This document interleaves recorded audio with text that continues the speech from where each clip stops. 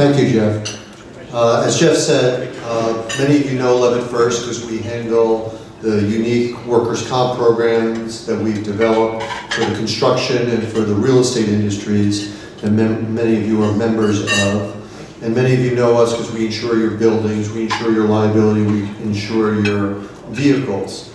But one thing that we've never really done is health insurance. And about 4 or 5 years ago when the Affordable Care Act was being developed and health insurance became a lot more complicated than it used to be, we decided that we wanted to team up with a firm that had an infrastructure, had a whole team of support, had people that were staying on top of the new rules, the type of paperwork that companies were going to have to complete, and because it's more than just delivering the costs and the options, but also making sure that everyone stays in compliance with what was going to be happening with the Affordable Care Act. So we teamed up with Jamie Schutzer and Joe Moschitto of JDM Associates here in White Plains and their office staff, and we've had a good relationship, and what we've been doing is referring many of our clients over there, and I think you'll see today from Jamie and Joe's presentation their expertise in health insurance, the benefit industry, and what has occurred over the last year and what will be occurring. So I'm going to now turn it over to Jamie.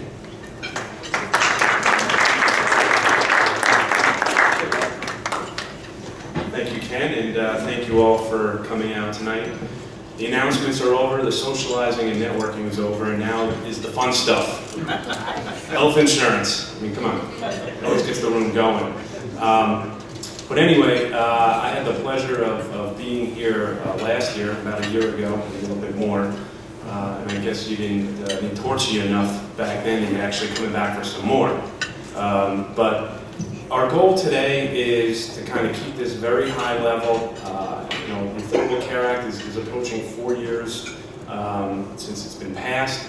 There's been a lot of provisions and regulations, and there's been a lot of changes and delays and repeals. And what we want to do is really drill down to how this is going to impact you and your businesses, mostly small businesses, in 2014.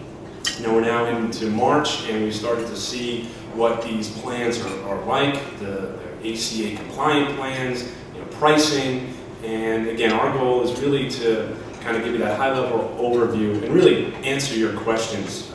We do this on a day-to-day basis, and we hear them all, and we're going to try to capture what you want to know, but if there is something specifically after we're done, then you could certainly ask away.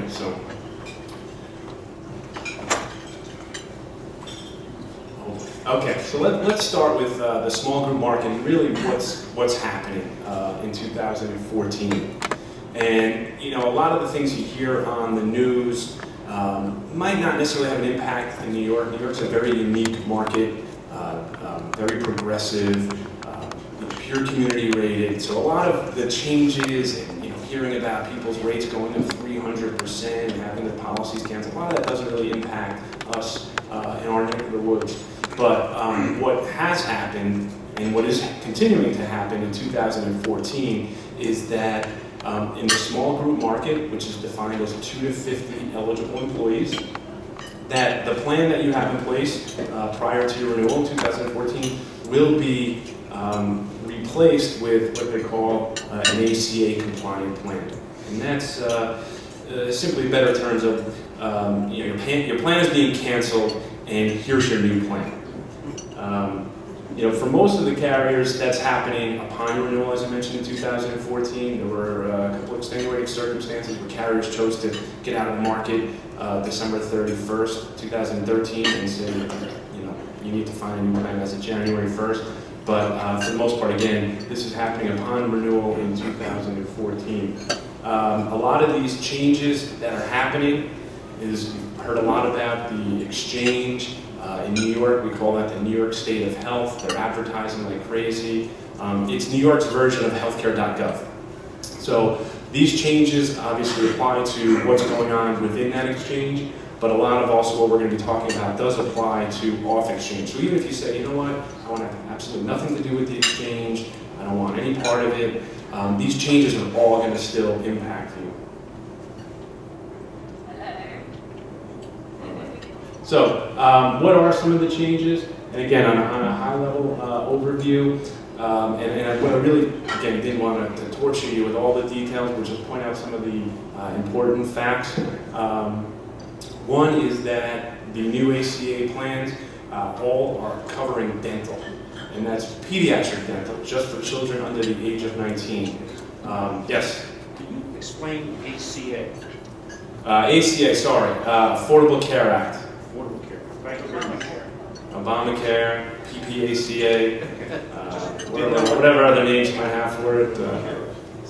ACA, sorry, Affordable Care. Yeah, our business is all full of acronyms and ACA is a tip of the iceberg. But anyway, so the pediatric dental, so all your plans, again, I'm specifically talking in the small group market, 2 to 50 eligible employees. Also actually in the individual market, so if anybody chooses to go out and buy their own plan, all those plans do need to cover pediatric dental. And obviously there's a cost associated to that, but all your new plans beginning in 2014 will include pediatric dental. The other thing is that all plans will have a metallic level name, right? So I've been talking about this for 3 to 4 years. Platinum, gold, silver, and bronze. Every plan is going to fall into one of those categories. And, you know, obviously, a platinum plan is going to be better than a bronze plan. But each one of those plans, what makes them a platinum, gold, silver, and bronze is the actuarial value. So basically, in terms of you know, how that impacts you is what is it going to cost you out of your pocket when you use the plan. Platinum plan, you're going to pay less out of pocket when you use it. You're going to pay more in premium. Bronze plan, you're going to have a higher deductible, more out of pocket expenses, but it's going to cost you less. So when you're evaluating your options, you know, it's just kind of like what you've been doing in the past is, you know, this plan has a $10 copay, this plan has a $30 copay. But every plan had to fit into one of these actuarial values, which meant the carriers had to tweak their plans to fit into one of those. So again, no carrier had a plan that was going to fit exactly into one of those actuarial values, which is why, again, all these plans are going to be changing in 2014. One benefit, which is a nice feature, is that all plans are required to have an out-of-pocket maximum. So a lot of times, you know, if you had a copay-only type plan, and you would just continue to pay copays, or if you had a deductible, you know, might have had an out-of-pocket, but you would continue to pay. All plans are now required to have an out-of-pocket maximum, and that basically is a number that represents the most that you would pay out of your pocket in a given year. Okay.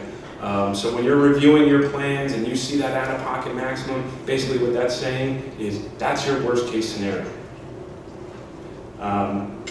There's new strict underwriting requirements. Again, in New York, it doesn't really impact us because we've had these strict underwriting requirements for 20 years. But again, you may be hearing in the news about you know, people whose plans are going up 200, 300%, and that's because in the past they were able to underwrite and they're able to give a policy for a young 25-year-old, you know, a much lower rate than someone who's, you know, in their 50s who have health conditions. That's all gone. But in New York, it's been gone for 20 plus years. It's called community rate. And standard tier multiplier. So what you might find when you do get your renewal is that, and again, specifically more for the businesses, the small businesses, is that you're going to see a larger increase for your single rates, and your family rates are actually not going to be as large. Provider networks, another very, very hot topic, and it's actually catching the eye of the state and really the federal government. What the carriers have had to do is there's been pressure on them to bring costs down, and really more so in the individual market than in the small business market. But in order to do that, they had to find a way for them to reduce their costs. And how they did that is really turn around to the provider community, doctors, hospitals, and basically come out with new fee schedules. And instead of paying a doctor, you know, $100 for a particular office visit, they're now going to pay $70.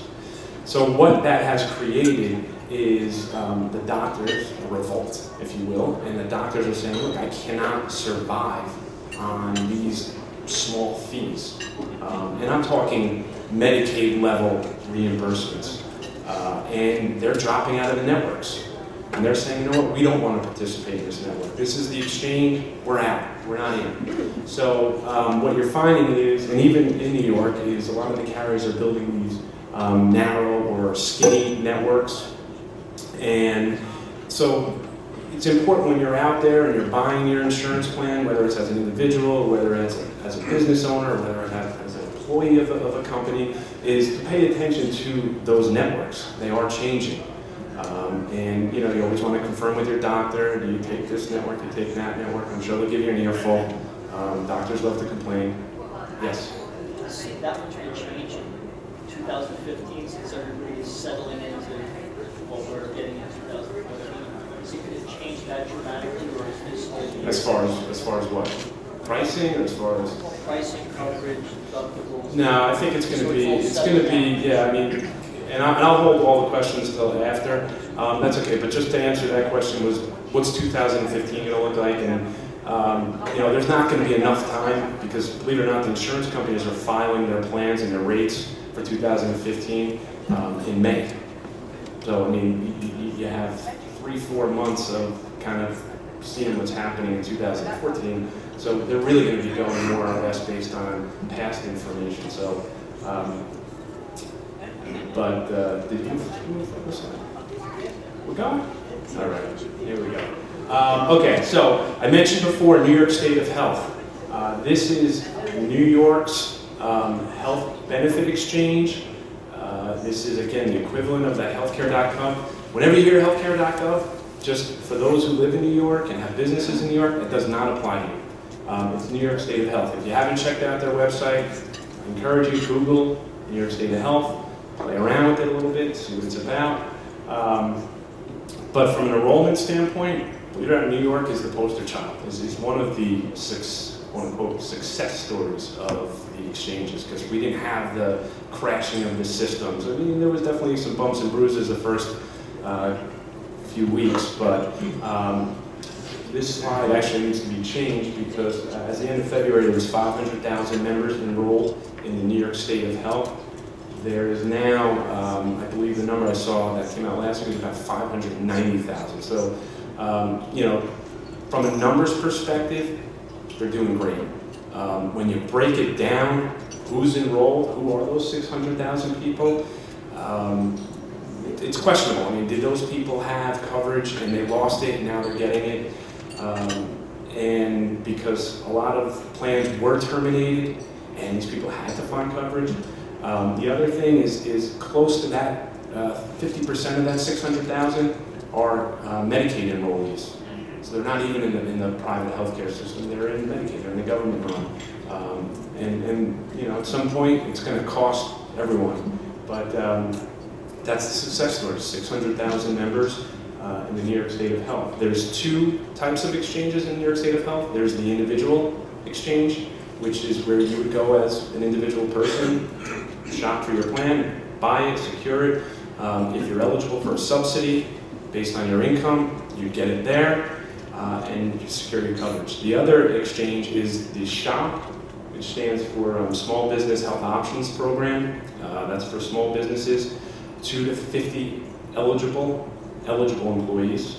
Okay. As of today, that definition of eligible is really up to you. If you want to make it 40 hours to be eligible, you give you 40 hours. Come 2016, it's slated now that the definition, the federal definition of a small group will be 2 to 100. Okay, and it's very important for any businesses that are between 51 and 100.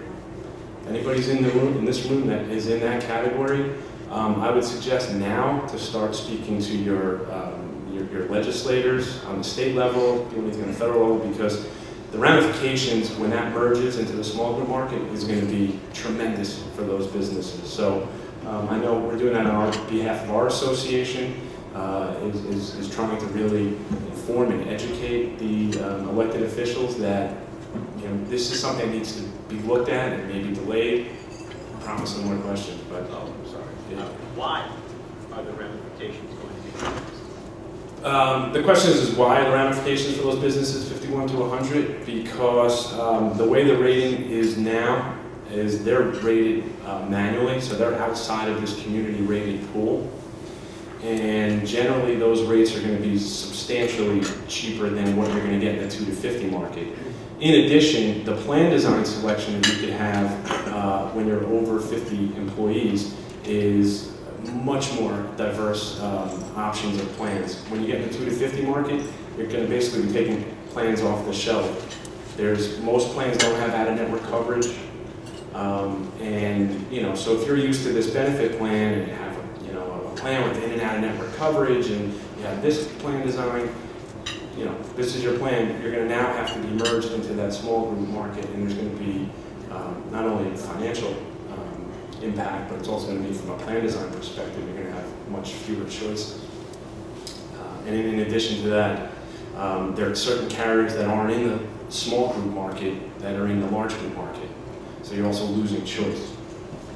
As I mentioned, a large majority of the enrollment in the exchange is through the individual exchange, is through the individuals. The shop enrollment, so again, that small business, is virtually nothing. Maybe 5 or 10,000, making that number up by the way. But it's a very low amount.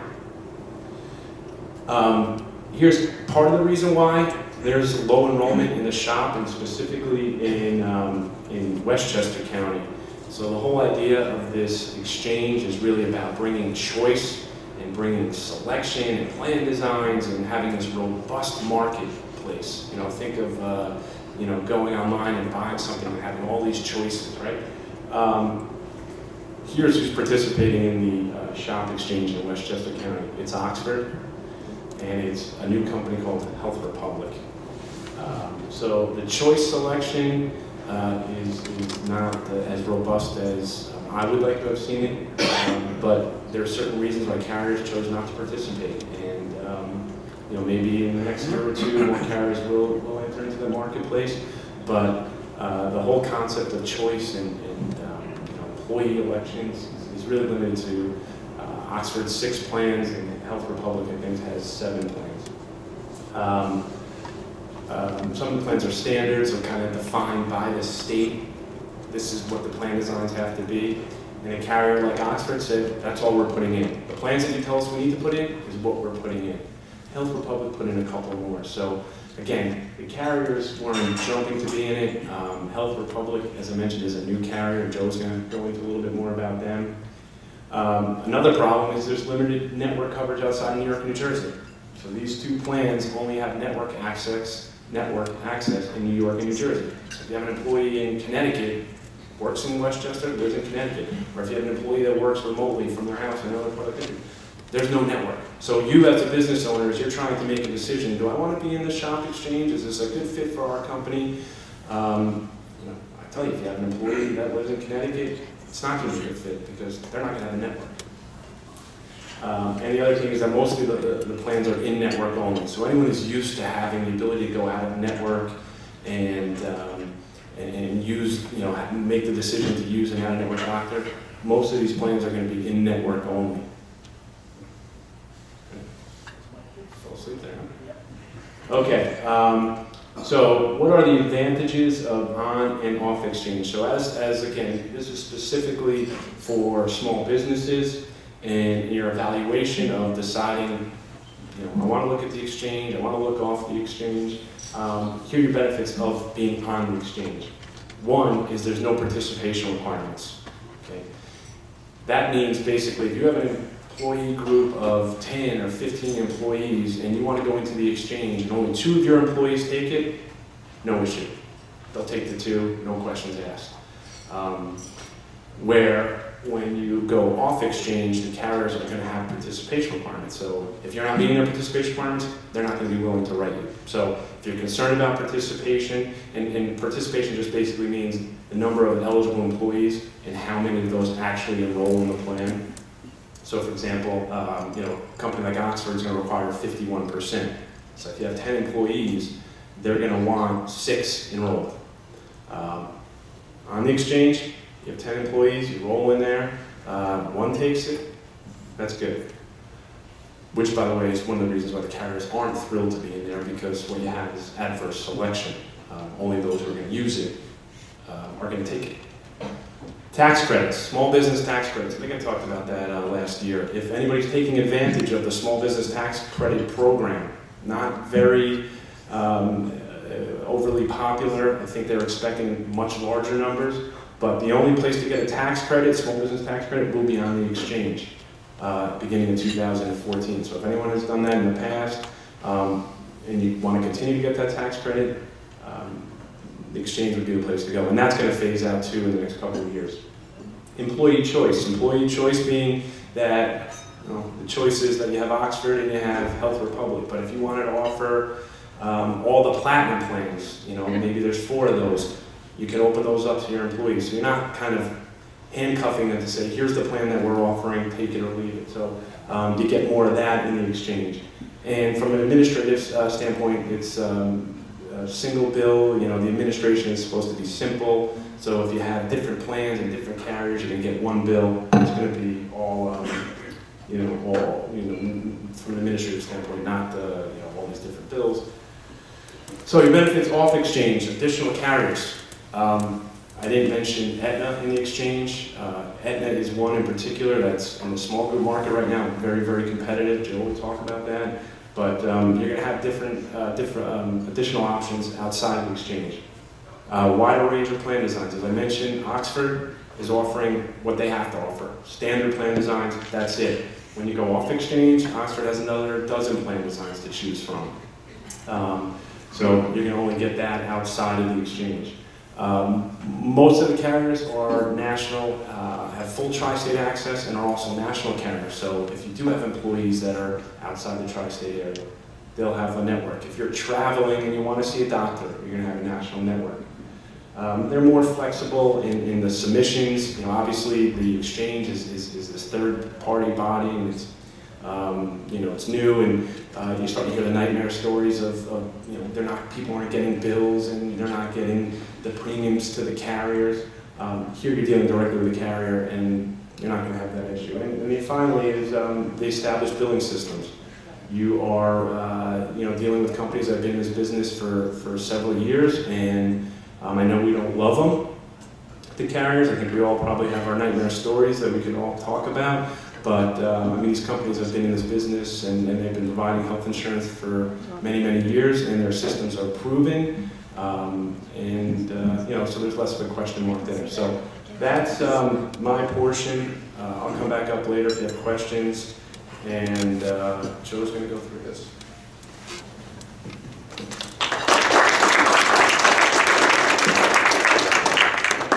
Hello, everybody.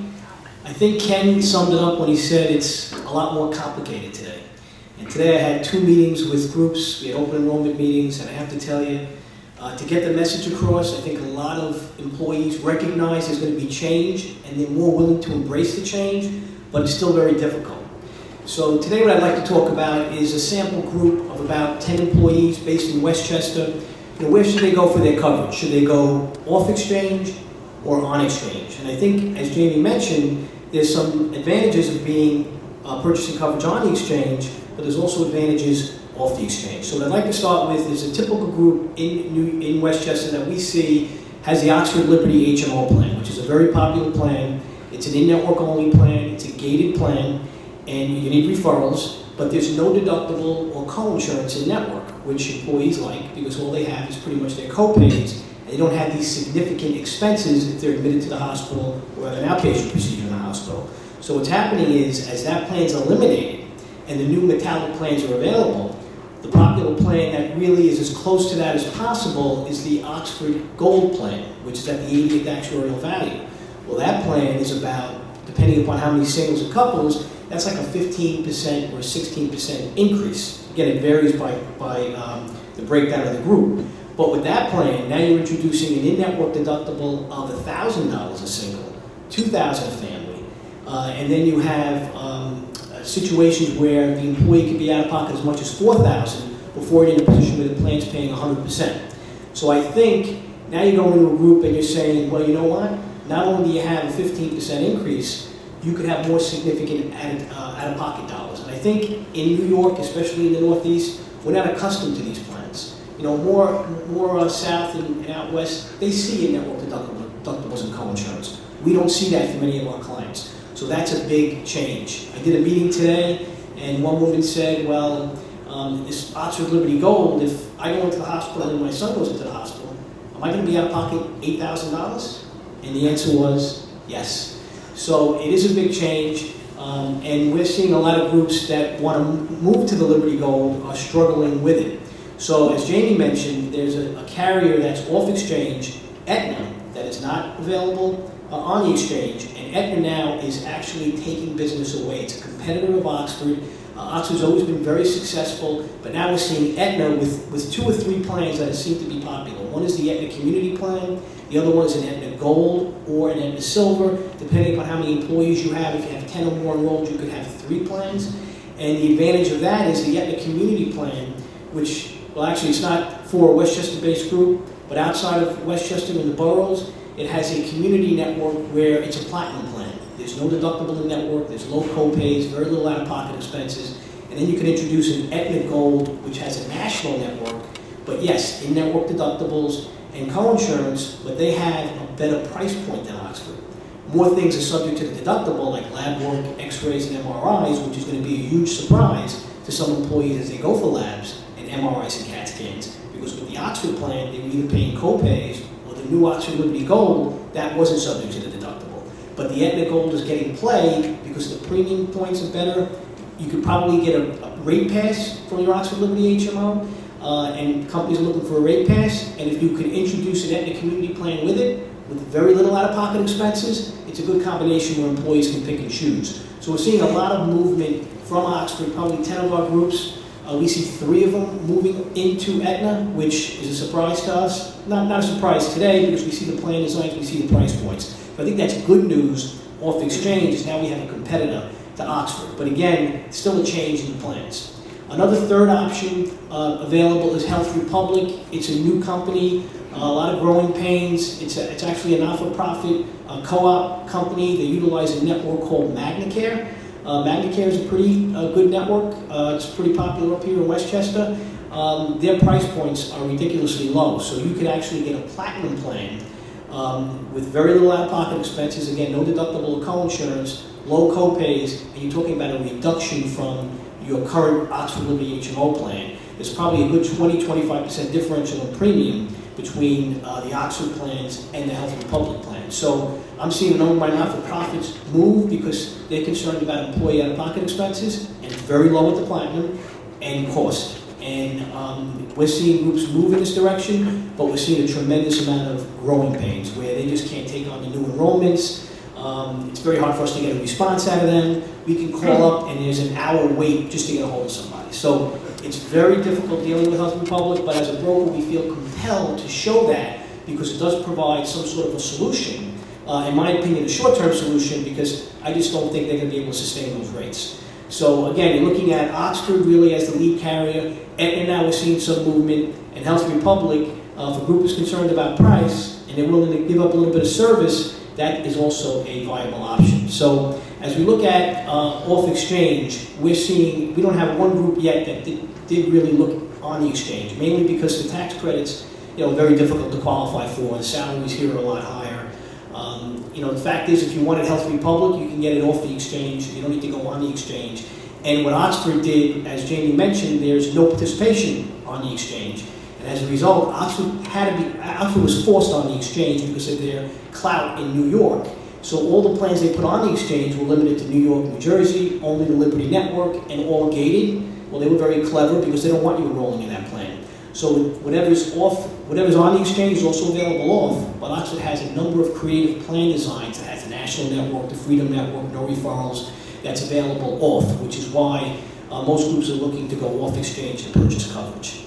So that gives you a little overview of on exchange, off exchange. I know it was very, very brief. There are a couple of other options that groups have available to them. One is Health Pass. Health Pass has been around a while. It's been in exchange for years. Ultimately, today they have Oxford, they have Easy Choice, which is formerly Atlantis, and they have Health Republic. And basically, there's a number of different plans an employee can choose from. An employer can elect a certain dollar amount to pay toward the coverage. Employees can pick the plans they want, Health Republic, Easy Choice, Oxford, ranging in different premium price points. And they'll get one bill, one invoice. It's a streamlined approach, which is kind of similar to what an exchange is really all about. And then there's another company, which is a private exchange called Liaison, which utilizes Aetna's plans in the 2 to 50 market. And there, the advantage there is their technology is robust. They use the Bright Choices Exchange, and employees can pick amongst 8 Aetna plans to choose from, ranging in all different price points. A high deductible health plan up to a traditional PPO plan. The advantage here is, as an employer, you could say, well, you know what, we're going to pay $500 toward the cost of a single, $1,000 toward the cost of a family. Why don't you guys pick and choose a plan that's more suitable for you? So depending upon your needs, your healthcare needs for you and your family, you can choose the right plan that makes the most sense. So and they also have ancillary benefits like dental, life, long-term disability, and an employee can use those dollars to go out and purchase the coverage they're looking for. So that's a little bit of an overview. Hopefully it wasn't too quick. Does anybody have questions for myself or Jamie? If you have a question, just stand up, identify yourself, and fire away. Yes. How you doing? Matthew Wendell from Benchmark Management. The question I've been getting is, I offer health benefits. A couple of people want to know, if they go on the exchange and pick a plan from the exchange, am I responsible to cover a percentage of that the same as an off-exchange policy? What's the question? If I'm off the exchange for my business, but I have an employee who wants to go on the exchange on a different policy, am I responsible to cover the same percentage cost? I mean, ultimately, an employee can go on the exchange as an individual to purchase coverage. You have no control over that. But for you, all you need to do is really provide coverage. Whatever you're paying for, you can continue to pay that amount for that particular employee or any other employee. Well, they can do pretty much what they want on the exchange. So in essence, I can go on and off the exchange based on the employees? No, are you talking about the individual going on the individual exchange? The individual going on the individual, but my company is off the exchange. Right, so you have no control over that. An employee can opt out, waive your coverage. Okay, waive my coverage and then. Right. But then am I still responsible to cover the same percentage? No? No. All right, thank you. And in fact, you really can't, because one of the disadvantages, and I jotted down just in case you guys are completely bored and you wanted to get out of here. I wasn't going to let you off the hook so easy, so I jotted down some questions that I hear on a day-to-day basis, and for my clients, or our clients, I should say. And one of the questions I wrote down that I see or hear a lot is, what if I drop my employer-sponsored plan and I give my employees money to let them go buy insurance on the individual exchange? Not exactly what you're asking, but similar to that. And you know, and how this affects your question is that when you provide employer-sponsored coverage, the money that you pay for your employee is non-taxable. Right? It's not taxable income to the employee, right? They just pay, you pay the premium and they're not taxed on it. If the employee has to pay a portion of that, that would typically come out on a pre-tax basis. If an employee said, I'm out of your plan and I'm going to go buy some individual coverage on the individual exchange, okay, that money is going to be paid on a post-tax basis. And in fact, you can't give them money to go buy it. The federal government has deemed that as not acceptable. So they don't want to incentivize you by saying, here's $500, go buy it yourself. So you could do that, but it would be, you basically have to gross it up in their income, of which they're going to pay tax on, and you're going to pay payroll tax on. But you're not, to answer your question specifically, you are not required to pay anything if they choose to do that. No other questions? Well, are off-exchange plans always going to be available of some one sort or another? In other words, or is everybody going to have the exchange or something? I don't foresee that the government's going to require all carriers to participate on the exchange if they want to participate off. I think it's going to be an option up to the individual carrier. Based on the results in 2014, again, and one of the real key issues was the no participation requirements. That, you know, anyone in the insurance business knows when you don't get a balanced risk pool, okay, and all you're getting are people that are going to plan on using it, that doesn't bode well for the insurance companies.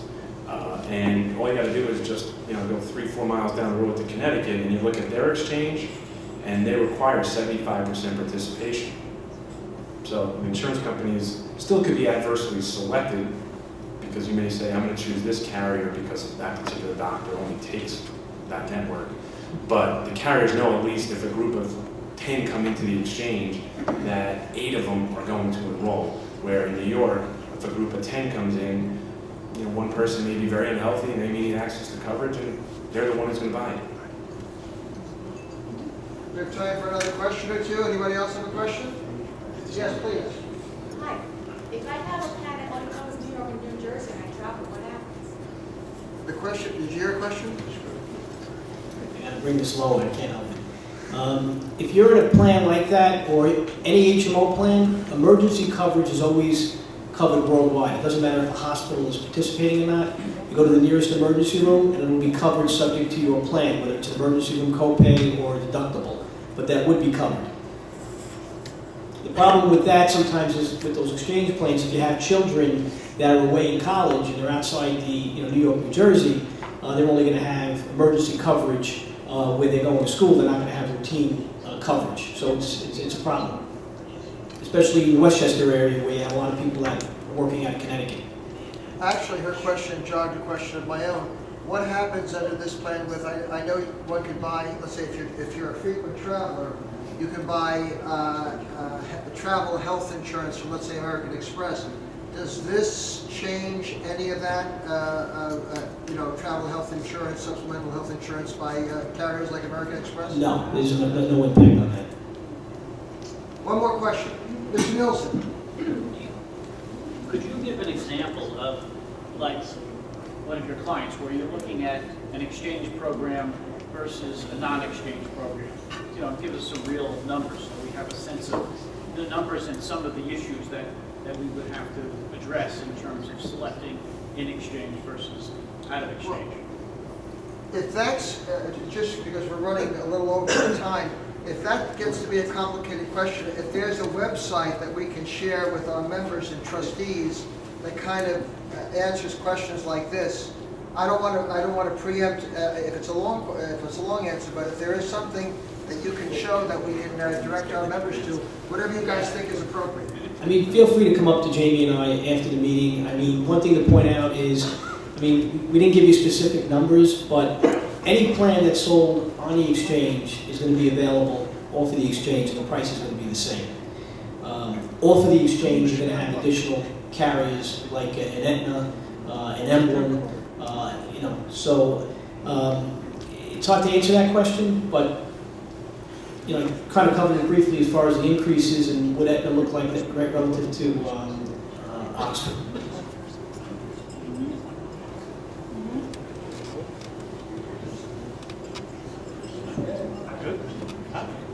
All right, thank you.